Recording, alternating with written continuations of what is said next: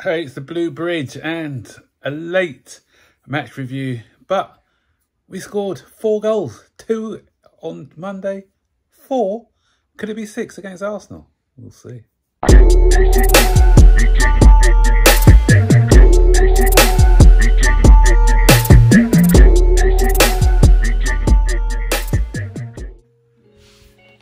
All right, okay, 2, 4, 6, 8. Who do we appreciate? So yeah, 4 goals to Chelsea in a victory, back-to-back victories for the first time since March. Can you believe it? Are Chelsea back? We've got bigger tests to come in the next few weeks, so we'll see how we cope in those next few weeks after the international break. But the signs are good now. The feel-good factor is there. The smiles are back on our faces, and it's better to be lucky than to be good. And yesterday we weren't great, especially in that first half. Let's be honest. The first half it was the same old story. You know what? The passing, there's no impetus. Side was backwards passing, and I thought, oh, here we go again. When Burnley scored that goal, is it going to be one of those days where no point in me doing a match review because it's going to be the same old story? But when I've called upon Sterling this season, I said it's time for him to show up and prove that he's one of the experienced guys in the team. He needs to step up, and boy did he step up yesterday. He took the game by the scruff of the neck. It was his run and pass and cross, which created havoc in the Burnley defence. And yeah, again, that's why I said where we've been unlucky in the first couple of games. The first 2 or 3 games of the season, the Burnley defender clears that over the bar, and or it hits the post or something like that. But this time it goes into the back of the net, and we get a bit of fortune going into the at the end of the first half. 39 minutes, I think we scored that goal. So right, scoring towards the end of the first half, and then scoring another goal at the beginning of the second half. And again, down to that man Sterling, great run. And again, as I said, we're not luck, a bit of fortune comes in. Rather, it was right on the line, so if his foot was 1 inch the other side, then it's a free kick, not a penalty. And that's what I'm talking about, fine margins. And now we're getting those fine margins. We're getting that bit of rub of the green now. And so loved the way that Cole Palmer stepped up to take the penalty. Where were the others, right? Where was Jackson? Where were the other people? But I love his confidence and a good penalty as well. And that's what I like. I like players who are willing to take responsibility. And boy, did he take responsibility for that penalty. And so 2-1 up. And then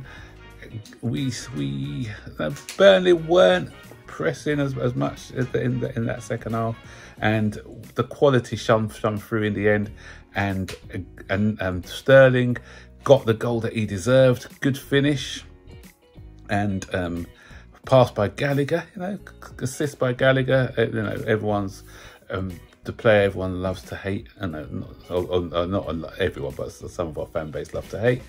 And it was Sterling again who did the run and the cross where Palmer, another guy who Chelsea fan base didn't want. Not only did he score, but he got an assist as well. Great footwork by Jackson and a good finish as well. And that's 2-2 for Jackson. Confidence is coming in, and then again it's the front 3 scored goals, which is good. I know Jackson, all the front 3, Jackson, Palmer and Sterling. So, and I like it that our forwards are scoring it. And good performances by Moise Caicedo, now finding his feet in the club. You can see that he put in a dominant display. Disasi is looking good now. And who would have thought it, eh? A few games, especially like Disasi coming into a new country, Moise Caicedo adapting to life at a new club. And who'd have thought once they got their foot under the table, then they'll start to play a bit. As I said, it's not perfect yet, and I'm not getting excited because I still want consistency. Arsenal in the 2 weeks' time, as I said, is going to prove to be a tough test, and we'll see more where we're at after that Arsenal game. Not only Arsenal, the tough run of fixtures where we face Arsenal, Tottenham, Newcastle, and Manchester, the 2 Manchester clubs in in that period. So if we come through that with that period of games with a few wins, then we could say maybe we've turned a corner. But it's too early to say that we've turned a corner yet. But the signs are more positive. And all this nonsense that I was hearing at the beginning of the season about we're getting relegated, where's our next win going to come from all these negative people, then, you know, just relax. There's going to be ups and downs along the way. I keep reiterating that. This is a new side, so there's going to be bumps along the way. But I just feel that there's, and what I like is there's a camaraderie amongst the players. There's that togetherness now. You can see that when they celebrate the goals. You can see that when they go out on training and to train. And they're building up a good relationship, and team spirit goes a long way as well to enabling good results. And I just want to leave you on one last point, because glad I did this one late, because I just finished watching the match Manchester City against Arsenal, where Arsenal came away and 1-0 victors, and so that's back-to-back defeats for Pep Guardiola. So it does happen, guys. You know, if it was someone's joke to me earlier when we were exchanging tweets or X's or whatever they're called now, is there would have been a Twitter space open saying Pep out if it was Chelsea fans, and we had back-to-back defeats. But one thing that goes to show why, you know, Rodri was missing for the last 2 games. He's just been suspended, and what happens in those games? Manchester City lose both of them. Rodri and De Bruyne's out of that side. They're not the same side. You know, they're still a good side, but the service isn't coming to Haaland, and Haaland's a man who needs service. Without service, he doesn't create anything on his own, and they didn't look like they were gonna. They didn't really create any goal-scoring chances today, I don't believe. And all the chances that they did get were because of poor mistakes by Raya, and that goes to show that even 2 key players, take 2 key players out of a team like Manchester City, a treble winning side like Manchester City, and they fail to get results.